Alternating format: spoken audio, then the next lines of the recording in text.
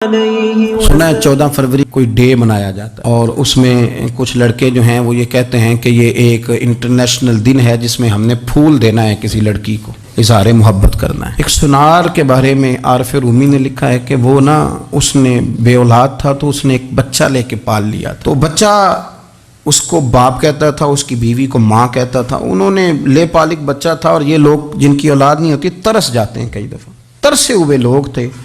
बच्चे को ले लिया, पाला, वो बच्चे ने भी हद कर दी फर्मा बरदारी की।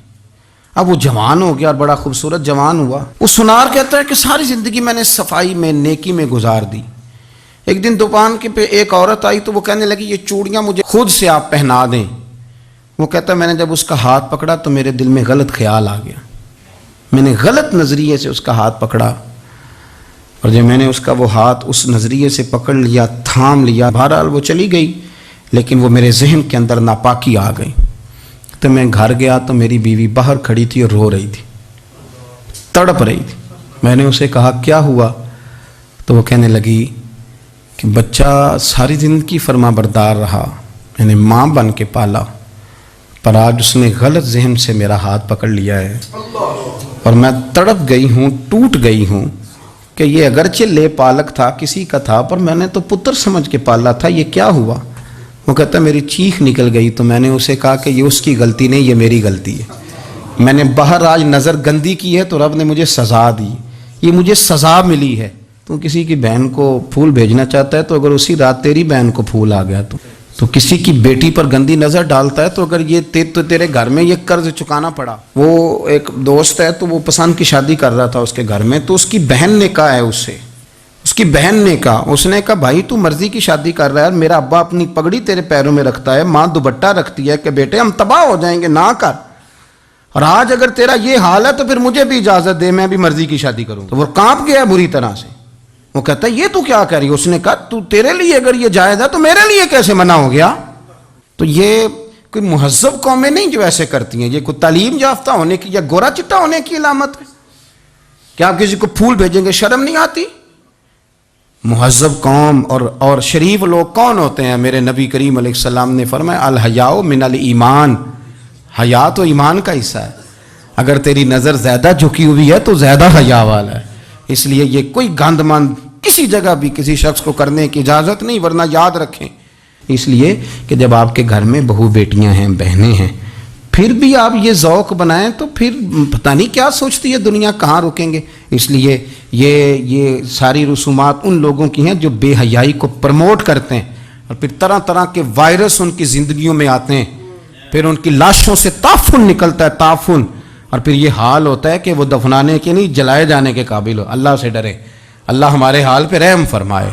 इसलिए कोई इंसान जो होता है वो खारजी असर ज़रूर कबूल करता है, और अब चूँकि ज़माना है प्रिंट मीडिया का, इलेक्ट्रॉनिक मीडिया का, सोशल मीडिया का, तो किसी कोने में कोई ख़बर होती है तो वो फैल जाती है। चीज़ों के अच्छे असरात भी होते हैं और बहुत ज़्यादा बुरे असरात भी होते हैं। हमारी औरतें घरों के अंदर बैठी थीं, बहुत सारी चीज़ों से आगाह नहीं होती थीं। अब वो घर के अंदर मौजूद हैं तो बहुत सारी चीज़ें घर के अंदर मीडिया के ज़रिए उन तक भी पहुंच जाती हैं। खैर की चीज़ें पहुंचना बड़ा अच्छा है, बड़ा मुबारक है, उससे बेहतरी पैदा होती है।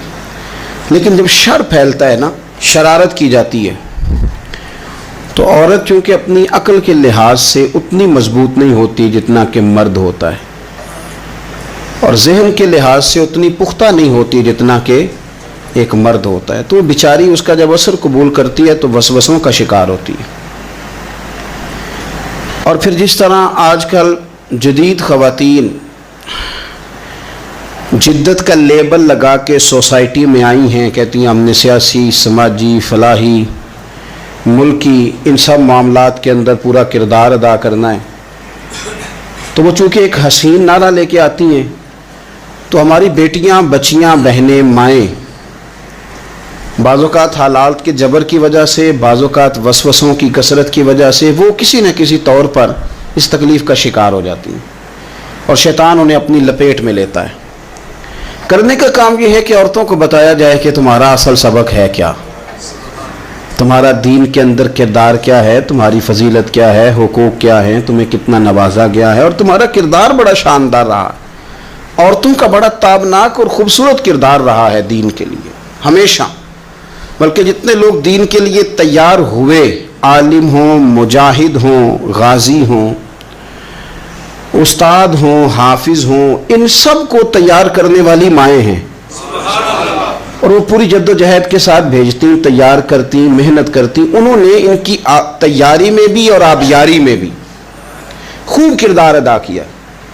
اب یہ کہ مزید آنے والی نسل میں جو ہماری بیٹیاں ہیں، ان کو ہماری جو اسلاف میں خواتین گزری ہیں، ایک تو ان کے کردار سے ہمیں آگاہ کرانا چاہیے، تاکہ بچیاں بجائے آج کی کسی جدید عورت سے جڑنے کی بجائے وہ سیدہ عائشہ صدیقہ سے جڑیں، وہ سیدہ پاک سیدہ فاطمہ الزہرا سے جڑیں، وہ جو کنیزیں ہیں حضور صلی اللہ علیہ وسلم کے دین کی، حضرت ام سلیم کے ساتھ جڑیں، حضرت ام شریک کے ساتھ جڑیں، حضرت ام عمارہ کے ساتھ جڑیں، انہوں نے جڑنا ہو تو حضرت ام سلمہ کے ساتھ جڑیں، وہ ان سب خواتین کے ساتھ ان کا تعلق مضبوط ہو۔ اور دوسرا یہ بھی ایک بات یاد رکھیں کہ 40 50 60 عورتیں کسی جگہ نکل کے کوئی دھما چوکڑی کرتی ہیں تو وہ 22 کروڑ کے ملک میں رہنے والی ہماری پاک ماؤں کی نمائندہ کبھی بھی نہیں ہو سکتی۔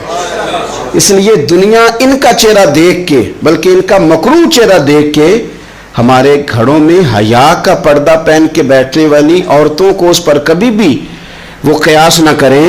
الحمدللہ آج بھی مائیں پاک دودھ پلاتی ہیں تو رسول اللہ کا نام جپنے والے بیٹے پیدا ہوتے ہیں۔ تو اس لیے کوئی ایسی مایوسی، کوئی ایسی کمزوری، کوئی یہ نمائندہ نہیں ہے۔ یہ تو چونکہ دنیا میں ہمارے ہاں ہوتا یہ ہے کہ کوئی بندہ کوئی فضول بات کرتا ہے تو میڈیا اس کو کوریج زیادہ دیتا ہے، تو لوگ سمجھتے ہیں پتہ نہیں کیا ہو گیا۔ ایسی کوئی بات نہیں ہے، یہ تو چند لوگ ہیں، وظیفہ خار ہیں، خریدے ہوئے لوگ ہیں، اور ان کو جان بوجھ کے لا کے یہاں مسلط کیا جاتا ہے، معاذ اللہ پاکستان کی شکل دکھانے میں کچھ اپنے اس میں ملوث ہوتے ہیں تاکہ ایک بگڑی ہوئی صورت لوگوں کے سامنے پیش کی جائے۔ یہ وطن ہے داتا علی اجویری کا اور بابا فرید الدین مسعود گنج شکر کا، یہ اللہ والوں کا وطن ہے، یہ حضرت محدث اعظم پاکستان کا وطن ہے۔ اس کے اندر اس طرح کے لوگ کس طرح پنپ سکتے ہیں؟ کوئی ان کا وجود نہیں۔ تو قرآن حکیم نے ہمیں کہہ دیا کہ جو بھی نیک عمل کرے وہ مرد ہو یا عورت ہو، تخصیص کوئی نہیں، ہو مومن، مرد ہو چاہے عورت ہو، فَلَنُحْيِيَنَّهُ حَيَاةً طَيِّبَةً، ہم اسے پاکیزہ زندگی عطا فرمائیں گے۔ اللہ کے پیارے رسول صلی اللہ تعالی علیہ وسلم نے ارشاد فرمایا، حضور علیہ السلام ارشاد فرماتے ہیں کہ مختصر سی بات ہے، مسند امام احمد بن حنبل میں، انسان کے لیے جنت میں چلے جانا نا بہت بڑی کامیابی ہے۔ کیوں؟ اس لیے کہ اللہ کا دیدار بھی جنت میں اور مدینے والے محبوب کا قرب بھی جنت میں نصیب ہوگا۔ رسول کائنات علیہ السلام کے قرب میں بھی جگہ وہی جنت میں ملے گی، وہیں سب اللہ والوں کی زیارت ہے، وہیں سب کے لیے انعامات ہے، وہیں سب کا بسیرا ہے۔ قرآن مجید نے کہا اصحاب الجنتی هم الفائزون، اصحاب الجنتی هم الفائزون، یہ جو جنتی ہیں یہ کامیاب لوگ ہیں۔ تو نبی پاک صلی اللہ علیہ وسلم نے مختصر بات ارشاد فرمائی مسند امام احمد بن حنبل میں، حضور فرمانے لگے عورت 5 نمازیں پڑھے، اپنے روزوں کی حفاظت کرے، یعنی رمضان کے روزے رکھے، فرمایا اپنے خامند کی اطاعت کرے، نماز روزے کی پابندی کرے، خامند کی اطاعت کرے اور اپنی شرمگاہ کی حفاظت کرے، تو حضور فرماتے ہیں پھر قیامت والے دن نہ اس کے لیے جنت کھول دی جائے گی، وہ جس دروازے سے چاہے جنت میں داخل ہو جائے۔ پھر کھول دیا اللہ تعالیٰ نے اس کے لیے۔ 2 ہی باتیں، ایک یہ کہ نماز روزے کا خیال کرے، خامد کی اطاعت کرے، شرمگاہ کی حفاظت کرے، تو جنت کے جس دروازے سے وہ چاہے گی نا اس کو داخلہ دے دیا جائے گا۔ تو عورتوں نے بڑے مضبوط ایمان کا مظاہرہ کیا ہے، مضبوط ایمان کا۔ پہلی مثال دیتا ہوں جناب ہاجرہ کی۔ حضرت ہاجرہ رضی اللہ تعالی عنہا حضرت اسماعیل علیہ السلام کی والدہ ہیں، جناب ابراہیم خلیل اللہ علیہ السلام کی اہلیہ ہیں۔ میں نے پہلے بھی ایک دفعہ کہا تھا، پھر کہتا ہوں کہ آج کل نا کاکروچ دیکھ کے، چھپکلی دیکھ کے چیخ مارنا، یہ خوف نہیں، یہ فیشن ہے۔ اسے پتہ چلتا ہے کہ یہ برگر فیملی ہے، اسے پتہ چلتا ہے یہ امیر لوگ ہیں، یعنی کاکروچ کھا جاتا ہے کہ چھپکلی کھا جاتی ہے، لیکن یہ نا جی وہ جی ہمارا بچہ چیخ مارتا ہے اس کو دیکھ کے، کیا مطلب ہے بڑا پڑھا لکھا ہے جی، بڑی سوبر فیملی، یہ پڑھے لکھے نہیں، یہ بزدل ہونے کی علامت۔ کمزور پڑنا، ڈرنا، خوف کھانا، اللہ تبارک و تعالیٰ پر ایمان رکھتے ہوئے توکل میں کمزوری کرنا، معاذ اللہ، مسلمان کا تو یہ نظریہ نہیں نہ ہوتا۔ اور مسلمان عورتوں کا ہر وقت رونا کہ نصیب پتہ نہیں کیسے ہوں گے، پتہ نہیں کیا بنے گا، میرا تو کچھ بن ہی نہیں رہا، جب بات کرنا رو کے کرنا، جب سنانا دکھ ہی سنانا، یہی حال ماں کا ہے، یہی بہن کا ہے، یہی بیٹی کا ہے، الا ماشاءاللہ کچھ اچھی بھی ہے۔ تو اس قدر زیادہ کمزور نظریات مسلمان عورتوں کے نہیں ہوتے۔ اور پھر ساری زندگی اگر یاد کرنا ہے تو دکھ یاد کرنا ہے، سکھ نہیں یاد کرنا۔ زندگی کے اندر جہاں کسی جگہ آزمائش آئی اس کا ذکر روز کرنا ہے، اور جو آسانی آئی ان کو بھول جانا ہے۔ حضرت ہاجرہ کو جناب ابراہیم خلیل اللہ علیہ السلام چھوٹا سا بیٹا دے کے وادی غیر ذی زرعین میں چھوڑ آئے، اتنی سی کھجوریں، ایک مشکیزہ پانی کا، اس خاتون کو وہاں کھڑا کیا، دور دور تک آبادی کوئی نہیں، جنگل کا سما ہے، پرندے تک آ کے نہیں چہکتے، کوئی چیز نہیں دنیا کی، لیکن ایمان اس کو کہتے ہیں، طاقت اس کو کہتے ہیں، کلمہ پڑھنے کے بعد کھڑا رہنا اور اپنے توکل کو مضبوط رکھنا اس کو کہتے ہیں۔ حضرت ابراہیم واپس لوٹ رہے تھے تو جناب ہاجرہ نے ایک سوال پوچھا، بس ایک۔ جناب ہاجرہ عرض کرتی ہیں، اللہ کے خلیل، یہ اپنی مرضی سے چھوڑ کے جا رہے ہو کہ رب کا حکم ہے؟ میرے مالک کی میرے بارے میں یہی فیصلہ ہے، یہی رضا ہے، یا آپ اپنی مرضی سے چھوڑ کے جا رہے ہیں؟ تو جناب خلیل علیہ السلام فرمانے لگے، ہاجرہ نہیں، یہ رب کا فیصلہ ہے، یہ اللہ کی رضا ہے۔ تو آپ کو بخاری میں یہ لفظ ملیں گے، جناب ہاجرہ کہنے لگی پھر آپ فکر نہ کریں، اگر رب کا یہ حکم ہے تو پھر میرا رب ہمیں کبھی بھی ضائع نہیں کرے گا۔ یہ مضبوطی ایمان کی، یہ مضبوطی، رب پھر ہمیں کبھی ضائع۔ او میرے ملت کی بیٹیوں اور بہنوں، ساری امیدیں خامن سے کیوں لگاتی ہو؟ ساری امیدیں بیٹے اور بھائی سے کیوں لگاتی ہو؟ ساری امیدیں دنیا سے کیوں لگاتی ہو؟ اس طرح کرو، اپنی ساری امیدیں اپنے رب کے ساتھ وابستہ کرو، رب کی رضا پہ، رب کے فیصلوں پہ راضی رہنا سیکھو۔ اگر تم یہاں ٹھہر گئی نا تو تمہارے پھر آنسو بہیں گے ضرور پر اللہ کی بارگاہ میں، پھر تمہاری دعائیں کے لیے ہاتھ اٹھیں گے ضرور پر اس کا کرم طلب کریں، پھر کمزور باتیں نہیں کرو گی۔ جس طرح ایمان عورتوں کا مضبوط تھا، اسی طرح ہماری جو اسلاف میں خواتین گزری ہیں، صحابیات، ان کا نا تبلیغ کا جذبہ بھی بڑا مضبوط تھا، بڑا مضبوط تبلیغ کا جذبہ۔ حضرت ام شریک رضی اللہ تعالی عنہ قبیلہ بنو عامر سے تعلق رکھتی تھی، پر مکے میں آئی ہوئی تھی، گھر گھر جا کے رسول اللہ کا دین بتاتی۔ ان دنوں میں نہیں جن دنوں میں پھول پھینکے جاتے ہیں تبلیغ کرنے والوں پر، جن دنوں میں نعرے لگتے ہیں ان دنوں میں نہیں، ان دنوں میں جب چھپ چھپ کے لوگ دین کی بات کرتے تھے۔ حضرت زید بن ارقم رضی اللہ تعالیٰ عنہ کے گھر میں لوگ بیٹھ کے دین سیکھتے تھے۔ یہ خاتون، مجھے آج کہہ لینے دیں یار، مجھے کہہ لینے دیں، ووٹوں کی ضرورت ہو تو عورتیں گھر گھر چلی جاتی ہیں، ایک سیٹ کی ضرورت ہو تو بیویوں کو گھر گھر بھیج لیا جاتا ہے۔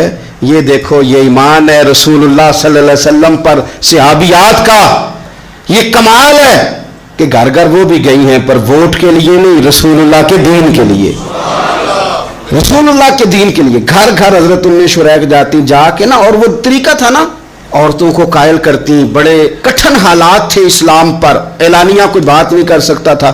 حضرت ام شریک کہتی ہیں، میں عورتوں کو بلاتی، کہتی میری بات سنو، جب وہ قریب آتی تو میں نے نبی پاک کا دین بتاتی، سائیڈ پہ کر کے کونے میں نہ تھوڑا تھوڑا، او یار آپ ذرا اس کا لطف تو لیں، اس کا ذائقہ تو دیکھیں۔ حضرت ام شریک کہتی ہے میں گھر گھر جاتی بتاتی،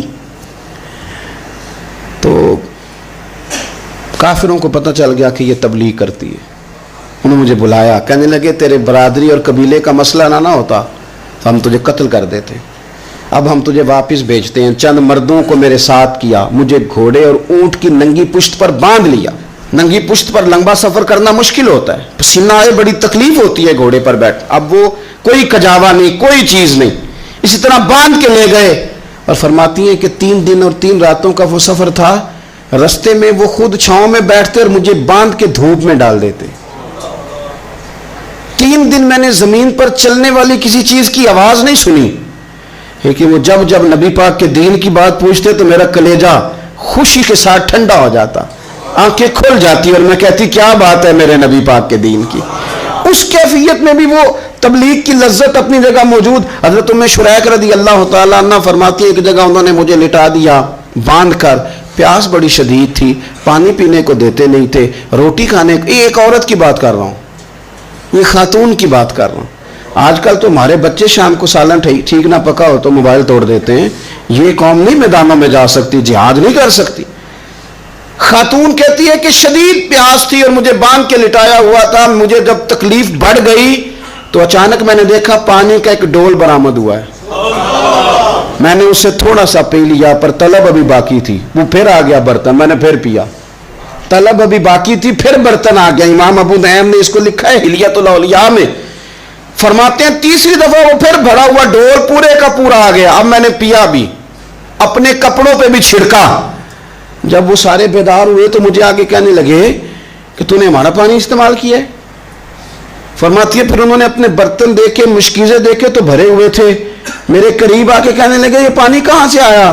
تو میں نے کہا تم ابھی میرا عقیدہ نہیں سمجھے, یہ میرے رب نے مجھے دیا ہے, میرے رب نے مجھے دیا. فرماتی ہے مجھے باندھ کے لے جا رہے تھے, پر جب میری بات سنی نا تو بول کے کہنے لگے ہمیں سمجھ آ گئی ہے تیرا دین ہمارے دین سے بہتر ہے, تیرا عقیدہ ہمارے عقیدے سے بہتر ہے. اور ایک روایت میں یوں بھی ہے کہ وہ باندھ کے لے جا رہے تھے, پر یہ کمال دیکھا تو کلمہ پڑھ کے مدینے والے کے غلام بن گئے. صحابیات نے نا بڑا جم کے دین کا کام کیا. عقیدہ, پھر تبلیغ, پھر میدان جہاد. عورتیں جہاد میں جایا کرتی تھیں, وہ زخمیوں کو پانی پلاتی تھیں, مرہم پٹی کرتی تھیں. پہلے اپنے جسم کے ساتھ بڑی بڑی پٹیاں لپیٹ کے لے جاتی, جہاں کسی زخمی کو ضرورت ہوتی وہ پٹیاں کرتی. اور اعصابی طور پر مضبوط رہ کے میدان کے اندر جہاد وہ بندہ کرتا ہے جو یقین کامل کی دولت جسے نصیب ہو, جسے پتا ہو کہ یہ میں مروں گا تو میرا مرنا رائے گا نہیں, اللہ مجھے شہادت کا درجہ عطا فرمائے گا. لیکن اگر یہیں سے بندہ اپنے آپ کو مطمئن نہ کر سکے تو میدان میں جائے گا. یقین کامل ہو, اگر ہو یقین کامل پیدا تو پھر کٹ جاتی ہیں زنجیریں, پھر انسان آگے مضبوطی سے آگے بڑھتا ہے. نبی پاک صلی اللہ علیہ وسلم جب جہاد کے لیے تشریف لے جاتے نا تو عورتوں پر کسی نہ کسی شخص کو نمائندہ بنا کے چھوڑ کے جاتے تھے. ایک دفعہ مولا علی شیر خدا کو بھی چھوڑ کے گئے, حضرت عبداللہ ابن مختوم رضی اللہ تعالیٰ عنہ کو بھی ایک دفعہ چھوڑ کے گئے. ایک موقع پر نا حضور نے عورتوں کو ایک جگہ پہ چھوڑا پیچھے, تو وہ قلعہ تھا حضرت حسان بن ثابت رضی اللہ تعالیٰ عنہ, بڑا مضبوط قلعہ تھا. اس قلعے کے اندر خواتین ساری محفوظ کر کے ان کو وہاں بٹھا دیا گیا. حضور جہاد کے لیے چلے گئے. اب وہاں قلعے میں عورتوں کو اس لیے رکھا گیا تھا کہ یہاں یہودی بھی ہیں, تو ایسا نہ ہو کہ ہم باہر لڑیں تو وہ اندر سے کوئی شرارت کر دیں, لہٰذا عورتیں محفوظ رہیں. حضرت حسان بن ثابت رضی اللہ تعالیٰ عنہ کی ڈیوٹی تھی تلوار لے کے حفاظت کرنے کی. تو ایک یہودی آ گیا, وہ اب ٹو کرنے لگا, تجسس کرنے لگا کہ یہاں عورتیں ہیں تو کوئی مرد بھی ہے کہ نہیں, دائیں بائیں دیکھنے لگا.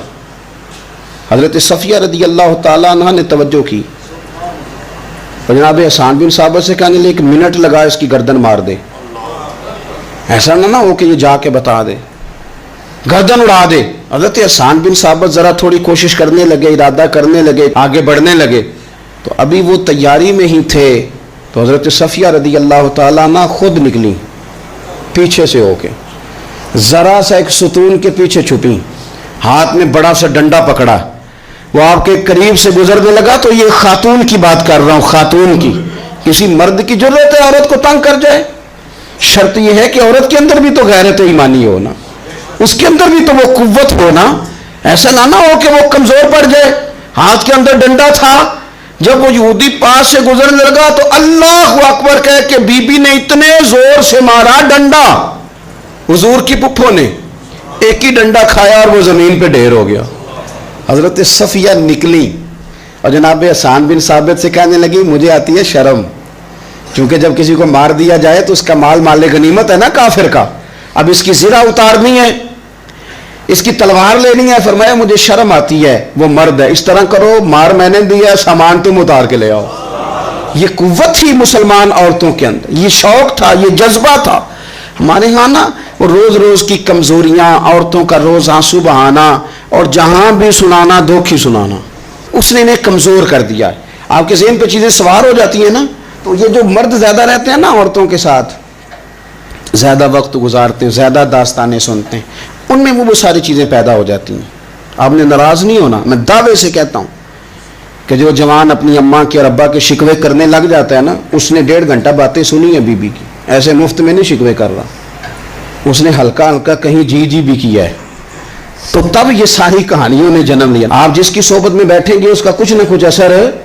بلکہ عارف رومی تو کہتے ہیں کہ شیر کے بچے کو بکریوں میں چھوڑ دو، بکری بن جائے گا. شیر کے بچے کو بکریوں میں چھوڑو، وہ بکری ہے. اس لیے کہ شیروں کی صحبت بندے کو شیر بناتی ہے. تو جب بیٹھنا ہی نہیں ہے، باتیں ہی سارا دن یہ والی سننی ہے، ہر وقت رہنا ہی اسی داستان میں، پھر کمزور باتیں، پھر اپنے ماضی کے دکھ، پھر پتہ نہیں کیا. آپ نے ناراض نہیں ہونا، میں بعض جوانوں کی باتیں سن کے میرا دل کرتا ہے کہ اسے کہوں یار تو کیا بات کر رہا ہے، اپنا قد دیکھ، تو اپنی عمر دیکھ، رب نے تجھے مرد بنایا ہے، تو کمال آدمی ہے، تو کھڑا ہو. اگر اس طرح امت مسلمہ کے نوجوان رہیں گے تو میدانوں میں کس سے نکلنا؟ بات بات پہ رو جانا، بات بات پہ سہم جانا. حالات کے سہمے ہوئے لوگوں کو بتا دو حالات بدل جاتے ہیں، ایک جیسے نہیں رہتے. آپ کی طبیعت میں دلیری اور وقار ہونا چاہیے. حضرت اسماء بنت ابی بکر صدیق، حضرت صدیق اکبر رضی اللہ تعالی عنہ کی وہ صاحبزادیاں جو حضرت عائشہ کی بڑی ہمشیرہ ہیں. رات کو غار ثور میں مرد جاتے ڈرتے ہیں، آج بھی ڈرتے ہیں. اور جناب اسماء نبی پاک کی روٹی لے کے جایا کرتی تھی. پھر اللہ نے ان کو بیٹا دیا، حضرت عبداللہ بن زبیر، یہ حضور کی پھپھی کے نواسے ہیں. حضرت زبیر بن عوام عشرہ مبشرہ صحابی ہیں، ان کے بیٹے ہیں. اور یہ وہ خوش بخت جوان ہے جس کو گٹی نبی پاک نے اپنے لعاب دہن سے عطا فرمائی. یزیدی فوجوں کے خلاف امام حسین کے بعد جو آدمی باقاعدہ مرتب فوج کے ساتھ میدان میں آئے وہ حضرت عبداللہ ابن زبیر ہیں. مرتب کر کے اپنا لشکر لے کے نکلے. حضرت اسماء بوڑھی ہو گئی تھی، 90 سال عمر تھی، نظر نہیں آتا تھا. حضرت عبداللہ ابن زبیر جب لڑے یزیدی فوجوں کے خلاف تو کچھ ساتھی شہید ہو گئے، کچھ کے قدم پیچھے ہٹ گئے. حضرت عبداللہ ابن زبیر ماں کے پاس آئے اور ماں سے آ کے کہتے ہیں اماں میرے کچھ ساتھی کمزور پڑ گئے، کچھ شہید ہو گئے، اور یہ بڑے سخت لوگوں کی فوج سے ہمارا مقابلہ ہے. تو اس وقت تیرے ساتھ کوئی خدمت گزار نہیں، میں تیرا اکیلا سہارا ہوں. ماں تو بتا میں کیا کروں، آگے جاؤں کہ واپس مڑوں؟ نابینا ہیں حضرت اسماء، عمر ہے 90 سال. بیٹے کی پشت پہ ہاتھ رکھ کے کہتی ہیں پتر پہلے یہ بتا کہ تو حق پہ ہے کہ نہیں، تو حق پہ ہے کہ نہیں. ان ماں کی گود میں اسلام پلا کرتا تھا، حق پہ ہے کہ نہیں. تو حضرت عبداللہ ابن زبیر کہنے لگے اماں میں حق میں ہوں.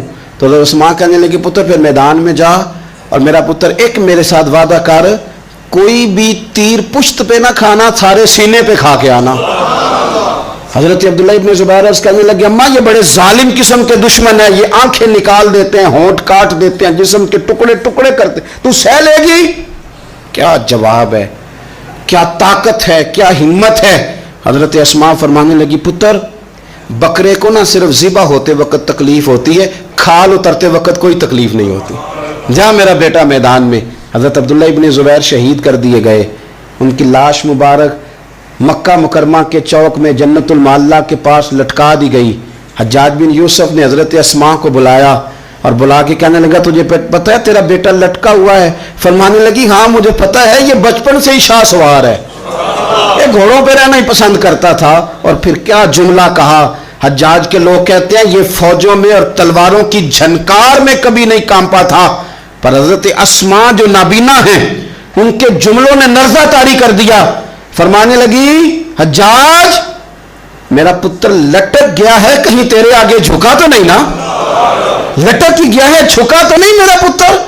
14 دن تک لٹکے رہے، لاش مبارک لٹکی رہی، لیکن حضور کا لعاب دہن تھا نا. لوگ کہتے ہیں قریب سے گزرتے تھے تو دور دور تک خوشبوئیں پھیلی ہوئی، دور دور تک. مائیں ایک صحابیہ ہے، نام ہے ام عمارہ، جنگ احد میں زخمیوں کو پانی پلاتی. اپنے 2 بیٹے اپنا شوہر لے کے احد میں آئیں، زخمیوں کو پانی پلاتی ہیں، مرہم پٹی کرتی ہیں. اچانک جنگ کا پاسہ پلٹ گیا. وہ درے پہ جو لوگ حضور نے مقرر کیے تھے وہ غلط فہمی کی وجہ سے درہ چھوڑ گئے، حالات اور ہو گئے، عجیب سا ماحول ہو گیا. پھر یہ بھی افواہ फैला दी गई कि माज़अल्लाह हुजूर शहीद कर दिए गए।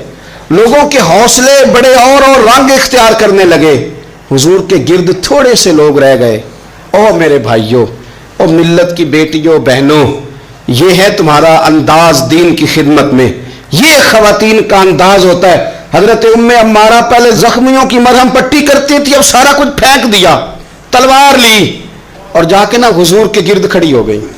कहने लगी आए ना, कौन आता है मेरे करीम के पास, आके दिखाए ना कोई, असा कीती है जान हवाले रब दे, ऐसा इश्क कमाया है असी मरण तो अगे ही मर गए बाहू, असा ता मतलब नु पाया है, आके खड़ी हो गई। हुजूर फरमाते हैं मैं दाएं देखता था तो उम्मे अम्मारा होती थी, मैं बाएं देखता था तो उम्मे अम्मारा होती थी, आगे देखता था तो उम्मे अम्मारा, पीछे उम्मे अम्मारा। हुजूर फरमाने लगे तू तो बहुत सारे लोगों से सबकत ले गई है, तू तो बड़े सारे लोगों से आगे निकल गई है, उनको जख्म लग रहे हैं, तीर आ रहे हैं, पर खातून होके डटी हुई है, रसूलुल्लाह सल्लल्लाहु अलैहि वसल्लम के सामने खड़ी, हुजूर पर आने वाले तीर अपने वजूद पे लेती हैं। ओ मेरे अजीज, रसूल पाक अलैहिस्सलाम ने फरमाया तुझे रब ने बड़ा हौसला दिया है। इतना गहरा जख्म बाजू में आया कि गार बन गई गार। अल्लाह के प्यारे महबूब ने नजर करम फरमाई। हुजूर ने फरमाया कुछ मांग ले। कहने लगी सोनिया अगर मेरी खिदमत कबूल है तो दुआ कर दे, अल्लाह क़यामत के दिन भी आपसे दूर ना करे, रब दूर ना करे। हुजूर ने दुआ कर दी, ऐ अल्लाह इसको और इसके खानदान को क़यामत में भी मेरी रफाकत देना। हुजूर की दुआ सुनी तो बाहर निकली, फरमाने लगी लोगों लो फिर मैंने अपना मकसद पा लिया है, मैं कामयाब हो गई हूं, अब दुनिया की कोई मुसीबत भी मेरे ऊपर आए तो मुझे कोई परवाह नहीं, इसलिए कि मदीने वाले ने यहां भी करम फरमा दिया है, वहां भी करम फरमा दिया है। ये ताकतें थी इन खवातीन की। एक ताबी बुजुर्ग थे हजरत अबू अब्दुर्रहमान फरोग साहिब तारीख बगदाद ने लिखा है वो जिहाद पे चले गए, 30,000 दिनार अपनी बीवी को जाते दफा दे गए।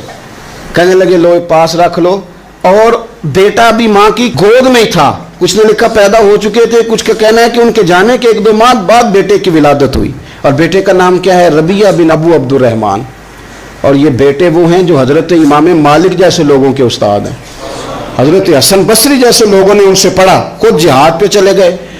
आज तो फौजियों की नौकरी है ना जी, उनका ये निज़ाम है कि वो जाते हैं, उन्हें तनख्वाह मिलती है, छुट्टी पे आते हैं। उस ज़माने में ये था कि माले गनीमत से हिस्सा मिलता था, और फतूहात का ये तरीका था कि ये इलाका फतह हुआ तो आगे चले गए, वो फतह हुआ तो आगे चले गए, वो फतह हुआ तो आगे चले गए। किसी ने लौटना है तो पाबंदी नहीं थी, लौट सकता है।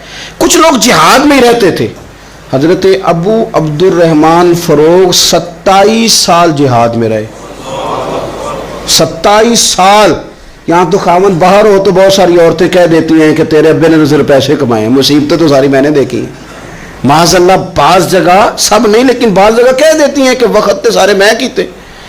27 साल शोहर चला गया, वापिस नहीं आया, 30,000 दिनार दे के चले गए। 27 साल के बाद ख्याल आया घर का, अब बेटा मुहद्दिस बन गया, आलिम बन गया, और कमाल ये कि रहते कहाँ थे? हुजूर के मदीने में, मदीनतुन नबी में, मदीना मुनव्वरा में सल्लल्लाहु ताला अलैहि वसल्लम। और इनके साहिबजादे हजरत रबिया ये मस्जिद नबी में, हुजूर की मस्जिद में बैठ के नबी पाक की हदीस पढ़ाया करते। आए घर, दरवाजे पे दस्तक दी, साहबजादे ने दरवाजा खोला, ना बाप बेटे को पहचानता है ना बेटा बाप को। जनाब अबू अब्दुर्रहमान अंदर दाखिल होने लगे तो साहबजादे ने कहा बूढ़े मियाँ मेरे घर में बगैर इजाजत के क्यों दाखिल हो रहे हैं? तो वो कहने लगे तू बता, तूने मेरे घर पे कब्जा क्यों कर रखा है? अब जब बात ज्यादा बढ़ गई तो दोनों जानिब से लोग जमा हो गए, शोर उठा तो अंदर से वालदा ने सुना, पर्दा सिरका के देखा कि मेरे शौहर आ गए 27 साल के बाद, 27 साल के बाद। तो आप अपने साहिबजादे से कहने लगी बेटा इनको अंदर आने जो, तुम्हारे वालिद हैं। बड़ा रोए बाप बेटा, बड़ा रोए। माँ और बेटे की मोहब्बत का भी अंदाज़ा नहीं, पर कुरान पाक पढ़े ना तो 2 मिसालें बाप और बेटे के प्यार की भी मिलती हैं। एक हज़रत याकूब अलैहिस्सलाम का जनाब यूसुफ से प्यार, और एक हज़रत इब्राहीम का हज़रत इस्माइल से प्यार, और जनाब इस्माइल की जनाब इब्राहीम की फर्मा बरदारी की मिसाल। इसका भी जवाब कोई नहीं। बाप इतना रो रहे हैं और बेटे की याद में, इसका भी अंदाज़ा कोई नहीं कर सकता। बाप बेटा मिल के बड़ा रोए। असर की नमाज का वक्त हो गया, حضرت ربیہ جو محدث ہیں وہ وضو کر کے مسجد شریف چلے گئے. یہ ابھی چونکہ سفر سے آئے تھے, انہوں نے کھانا وانا کھایا, تھوڑی دیر بیت گئی تو یہ نہیں پوچھا پیچھے حال کیا رہا. پوچھتے ہیں اپنی بیوی سے میرے 30,000 دینار کہاں ہیں؟ تو اہلیہ کہنے لگی مسجد جائیں نا, حضور کی مسجد میں عصر پڑھ کے آئیں, پھر میں بتاتی ہوں پیسے کہاں ہیں. حضرت ربیہ نے امامہ باندھا, جبہ پہنا, حضور کی مسجد میں بیٹھے اور حدیث پاک کا درس دے رہے ہیں. سامنے حضرت حسن بصری جیسے, امام مالک جیسے لوگ بیٹھے ہیں. حضرت ابو عبد الرحمن فروغ جو ان کے والد تھے, عصر کی نماز پڑھ کے نا تو پوچھتے ہیں ایک شخص سے, یہ کون ہے نوجوان کالی داڑھی والا, عمر زیادہ نہیں پر کس طرح شوق سے حضور کا دین بیان کر رہا ہے, کون ہے؟ تو بتانے والے نے کہا کہ حضور ایک نا ابو عبد الرحمن نام کے بزرگ ہیں, وہ 27 سال سے جہاد میں گئے ہوئے, یہ ان کا بیٹا ہے. یہ سنا کہ میرا پتر اتنا بڑا عالم, چھم چھم آنسو بہے, داڑھی بھر گئی آنسو, حضور کی مسجد میں تشکر کے آنسو, خوب روئے. اٹھے گھر گئے, اور جب آنسوؤں بھرا چہرہ لے کے گھر آئے تو اماں ساری بات ہی سمجھ گئی. کہنے لگی دیکھا ہے وہ بیٹے کو حدیث پڑھاتے, اب پتہ چلا میں نے آپ کے 30,000 دینار کہاں خرچ کیے, میں نے آپ کا پیسہ ضائع تو نہیں کیا. تو حضرت ابو عبد الرحمن فروغ فرمانے لگے رب تجھے صلہ دے اور میری طرف سے بھی دے, تو نے تو کمال کر دیا ہے.